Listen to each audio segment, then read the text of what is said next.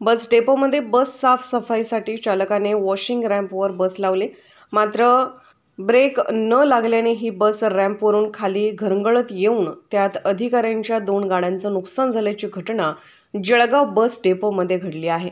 या घटनेत कोणीही जखमी झाले नसले तरी मोठा अनर्थ टळला असल्याचं मानलं जात आहे। जळगाव बस डेपोमध्ये एसटी मंडळाच्या बसची देखभाल तथा दुरुस्ती करण्यात येत असते। यासाठी चालक एसटी बस ही रॅम्पवर उभी करत असतो। अशाच घटनेत आज सायंकाळच्या सुमारास चालकाने बस रॅम्पवर लावली आणि खाली उतरला, मात्र यावेळी चालकाने बसचे ब्रेक लावून बस उभी न केल्याने रॅम्पच्या उतारावरून ही बस सरळ खाली घसरून आली आणि समोर उभ्या असलेल्या 2 कारवर जोरात आदळल्याने या दोन्ही कारचे नुकसान झाले।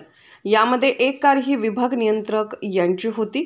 या घटनेला विभाग नियंत्रक भगवान जगनोर यांनी दुजोरा दिला आहे। या घटनेबाबत एसटी महामंडळाच्या अधिकाऱ्यांनी किरकोळ नुकसान असल्याचं सांगत बाईट देण्यास नकार दिला आहे।